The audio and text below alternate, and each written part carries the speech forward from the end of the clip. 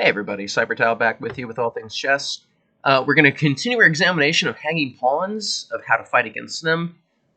This will be our second part of the series where we look at issues surrounding blockading the c-pawn that forms with the hanging pawns before it's able to advance forward to c5 in the case of if the hanging pawns are black, or c4 if the hanging pawns are with white. It's a very complex issue.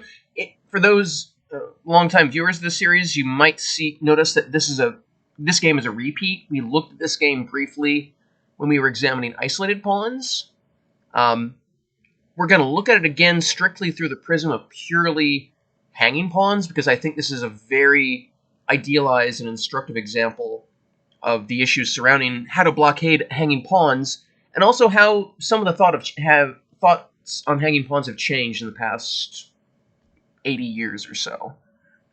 There's definitely been a revolution in chess in how to assess positional issues, especially outposts and holes in front of pawns.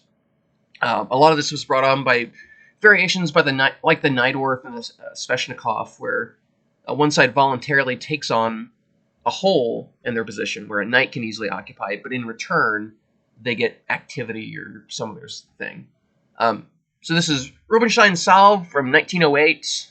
Rubinstein, definitely one of my chess heroes. He's one of the founders of modern chess. You can do a lot worse than just going over Rubinstein games. Even though they're over 100 years old, they're still very instructive. So Rubinstein's white here, d4, knight f3, c5. Not so bad. This is definitely more of an old-fashioned move order. You don't really see that much anymore. I think most modern players would play knight f6 without thinking too much.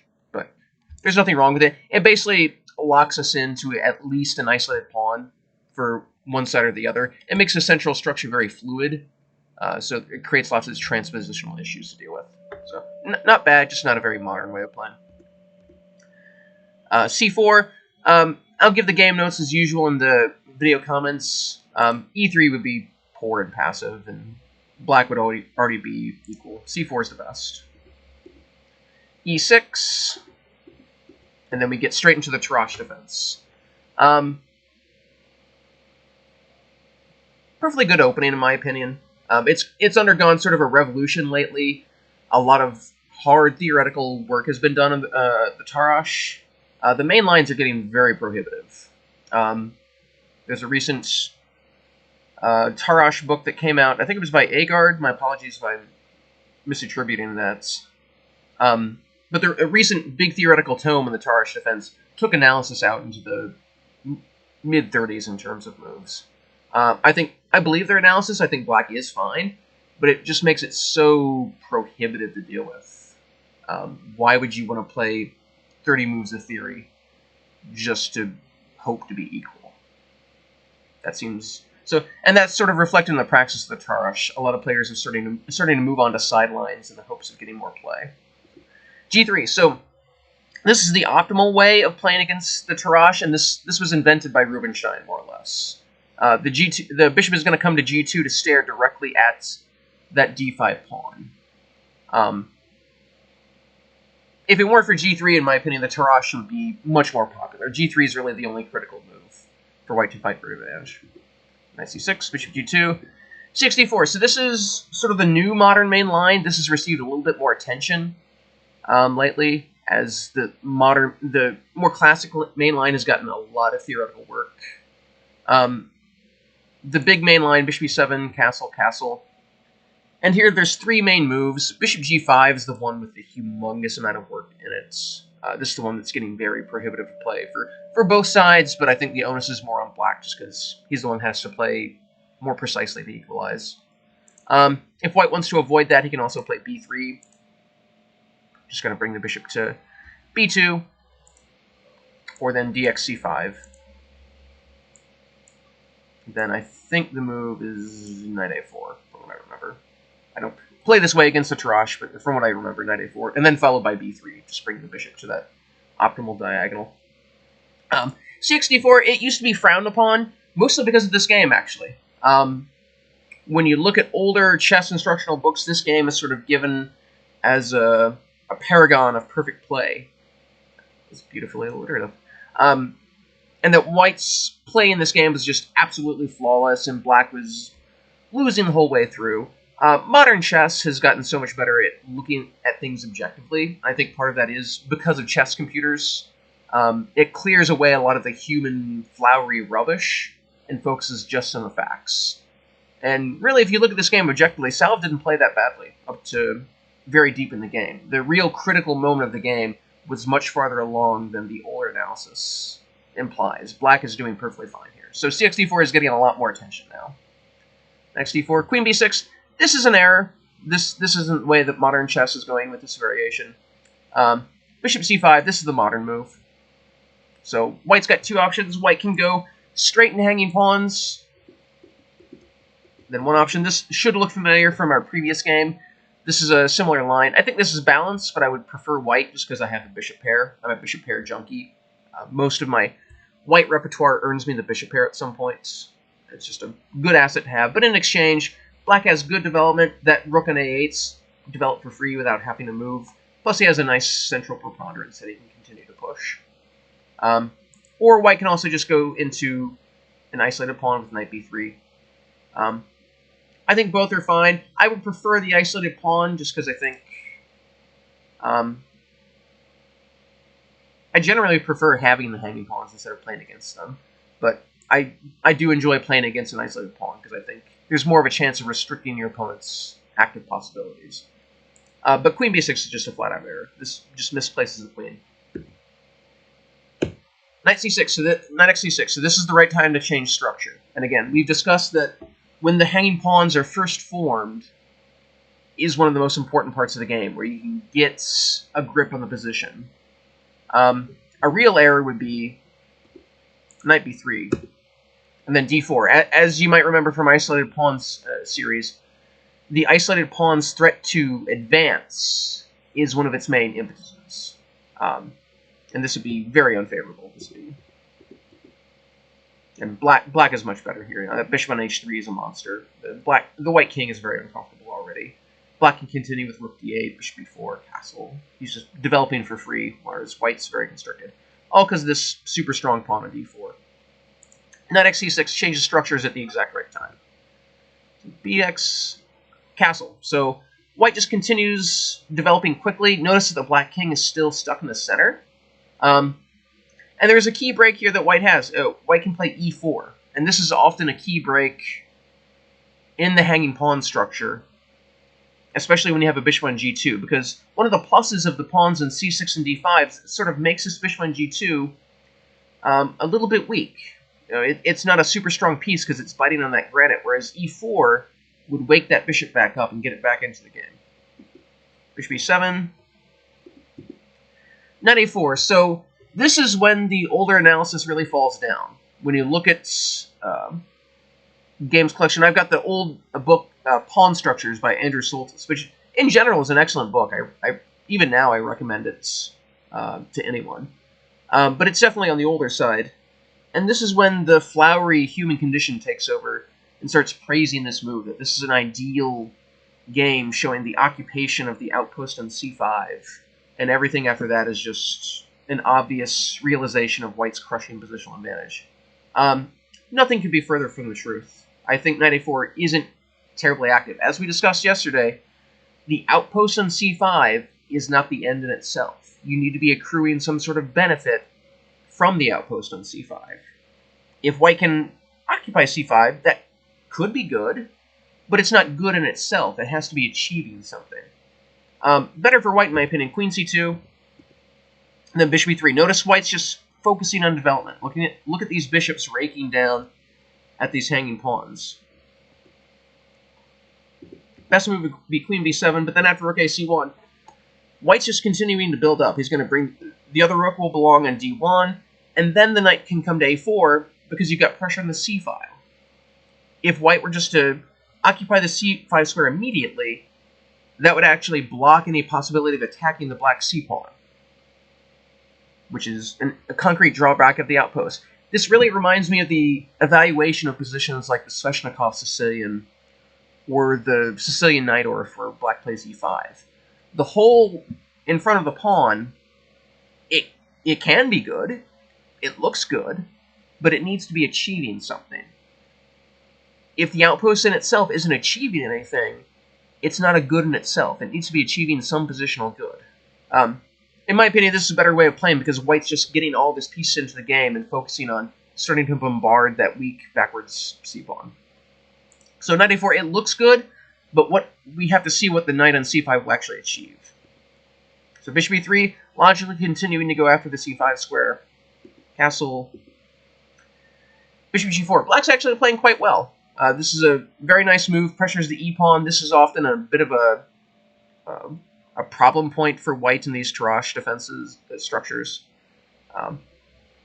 Again, this is when the older analysis breaks down, because it doesn't really say anything about this position. I think this is a balanced position. I think black's doing just fine here. f3. This is definitely an ugly move. It blunts out the attack on the e-pawn, but it removes a lot of flexibility. White can't really play for e4 anymore because it would create a huge pawn weakness in his kingside structure. So it takes away one of his main pawn breaks. Better, in my opinion, would be rook e1. And white's slightly better here, but I don't want to overstate it at all. Black is still in this thing. Black has this hole on c5, but white needs to prove that that's actually going to achieve something rather than just be a hole in itself. Again, the outpost needs to achieve something concrete. If it's just an outpost for the sake of an outpost, it's not achieving anything. White needs to accrue some sort of benefit from that outpost. But f3 definitely makes the pawn structure ugly. My favorite quote, and I've said it several times, Petrosian often intoned that pawns can't move backwards. Treat every pawn move with care, because you can't take a pawn move back. That f3 move is now a permanent feature of the position, and it's taken away a lot of white's flexibility. So bishop e6, bishop f5 is a little bit more active, takes the c2 square under control. That's a small detail. Bishop c5. So again, this looks very logical. It's removing black's dark square bishop. That's his good bishop. And it's continuing to fight for the c5 square. Knight c5 was another option. Notice queen b2 here really doesn't work. Black's position is collapsing. So bishop c8. And again, white has a stable edge here because these pawns are blockaded, but he needs to actually achieve something with that knight on c5. It looks good, but he needs to take it farther. He needs to achieve something with that outpost. The outpost in itself isn't enough. So black is still solid here. I do prefer white by little bits, but I don't want to overstate it. This is not the crushing positional advantage that older instructional books would have you believe. So bishop c5, f e8. So again, you look at the older books and it'll sort of imply that black is just completely hopeless here, and this is just a complete wipeout for Rubinstein. Black's fine here. Black is absolutely fine. In fact, black's gotten even more control over the c5 square than he had previously, but because of this f3 move, this pawn on e2 is a little bit more tender now, and black's going to have very clear counterplay, bringing the other rook to e8, playing bishop f5, and then generating counterplay against that e-pawn. That's not a small matter for white. White needs to have a concrete answer to that. So this is in my opinion, this is a fine position for black. So queen d4, rook e8. This is where black's downfall starts. Do not play passively. In any position, you want to have in your mind what your plan for activity is. You need to sort of map out your opponent's weaknesses. So here, the e-pawn for white's a little bit tender because of that f3 move especially. And we've got this open e-file. So that sort of suggests just bring the other rook to where it belongs. Just rooks want to be on open files, so just bring that other rook to e8. Black is fine here. You know, the next move is going to be bishop f5, or maybe a5 and queen b4 to try to get queens off the board, something like that. But black is fine here. The c-pawn is harder to attack than it looks, especially because this rook is stuck on f2 defending this pawn. But rook e8 is just sort of the beginning of the end because it's an incorrect conception of the position. Black is thinking passively where he needs to be thinking actively and about counterplay. Especially when you have hanging pawns, you want to be searching for counterplay and active play. Because long term, these are pawn weaknesses. So if black allows white to just build up against those pawns without having to face any sort of counterplay, that's where he'll run into trouble. So bishop f1, good move. This is looking to get the bishop back in the game. This is very thematic. Rook e8. Again, this is not what you want to be doing with hanging pawns. You want to play actively, not passively. Get your pieces in there fighting for their counterplay. The better move would be queen b7, just taking the queen out of the discovery. And then h5. Black is looking for counterplay here. Black is still doing fine, in my opinion. You know, this c-pawn is harder to attack than it looks, and the bishop can always drop back to d7 to just permanently reinforce it. And in the meantime, white has problems of his own. You know, this pawn on e2 is backwards, sort of, after this f3 move. If white could just play e3 with a pawn still on f2, you know, that wouldn't be a weakness. But because of this f3 move, this pawn's always going to be a little bit awkward. So black has his fair share of counterplay here. But rook e8, again, this is way too passive. When you have hanging pawns, you want to be thinking active counterplay. e3, getting the bishop back in the game, that's good. Queen b7, again, this is way too passive. Queen a5, that's, again, you want to be fighting for your squares. c5, and this is a key move. When you have hanging pawns, you always want to be looking for this move somehow. Here it works tactically. And this is just dead equal. You know, black has this theoretical weakness on d5, but the black queen is very active. This e-pawn is always going to be a little bit tender. And this is only just one weakness. Black can just trundle this a-pawn down the board to detonate those pawns off the board if he wants, or play rook b8 to get more counterplay.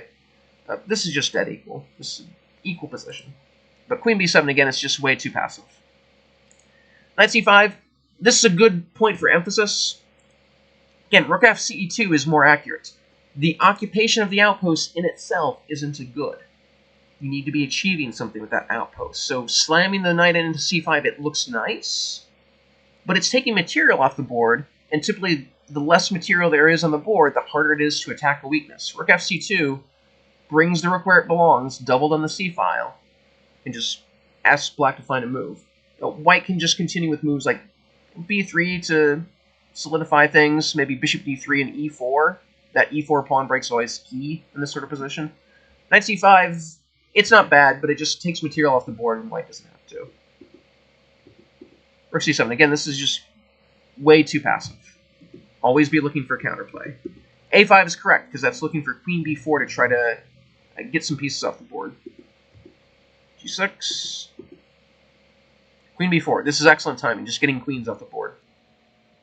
If the queens come off, this is just dead equal. And this is the sort of position where both sides can be kind of happy. Black is going to have to suffer here, because this is a sort of position where white can just sort of squeeze endlessly. But the fact that this c6 pawn, it's hard to attack. Because this bishop on d7, it reminds me of John Watson's phrase, bad bishops defend good pawns. Or that might have been Mihail Suva.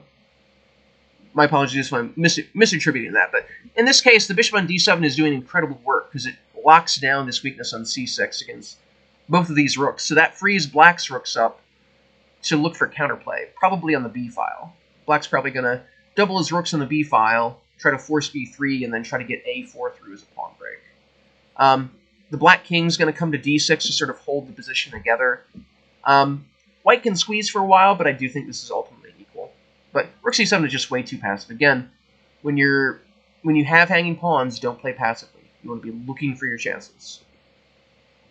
Queen b6, b4. So here, this is an excellent positional move, because it locks down the a5 pawn break, locks down the c5 square forever. This is excellent. 6, rook a5, bishop d3 is a little bit more accurate, but this takes queens off the board and just puts white in the position where he's grinding endlessly. Here, the queens coming off the board is better than the previous variations, because this pawn is moved up to a6. So here, white has two weaknesses to grind, a6 and c6. They're closer together, so it makes it a little bit easier for black to defend those, but typically when you have two weaknesses to grind in an endgame, that makes your chances much more favorable. Rook b8, this is a tactical error. This would be sort of the key position for this sort of endgame in general, but just sort of this position specifically. I would say the chances are about 50-50 between a white win and a black draw.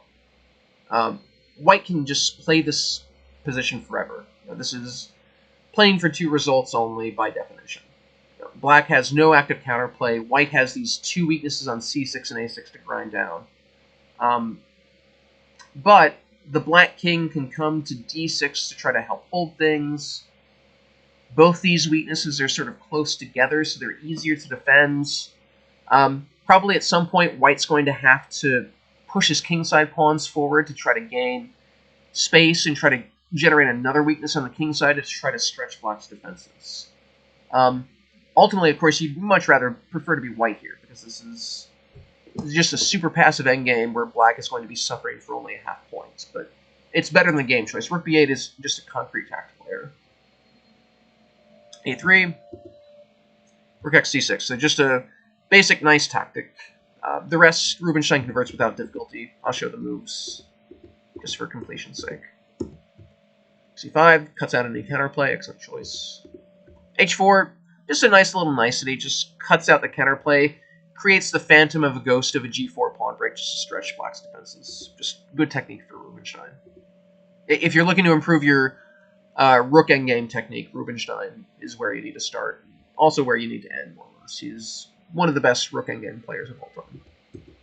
b5, just push the pawn. b6, just push the pawn. b7, just push the pawn. And now the threat of rook c8 finally forces black to resign. So, really the key to everything that I would want you to take away from this game starts with this structure back here. Again, we're looking at the moment when the hanging pawns are first created, and before that pawn's able to advance to c5. Generally, it is favorable if you can prevent that c5 push from happening. The hanging pawns, if they're most dangerous, or they're well protected and sort of abreast of one another, where they're controlling space, controlling central space, taking squares away, and threaten to advance even farther. If the pawns are immobile, that takes away an arrow from the quiver of the hanging pawns. But this is the cautionary thing that I've been saying over and over. Yesterday's video and this video as well. The occupation of the c5 outpost is not a good in itself. It needs to actually accomplish something concrete. If you're just occupying the c5 square to look good, that doesn't accomplish anything. You need to be able to name something concrete that you're getting from having a piece on c5. So here it's actually a little bit less accurate than just doubling the c-file. Quite often, control of the square in front of the pawn is more important than actually directly occupying it. Unless there's a concrete threat for that pawn to advance, a lot of times you'd much rather keep that c-file clear so you can actually generate direct threats against the pawn.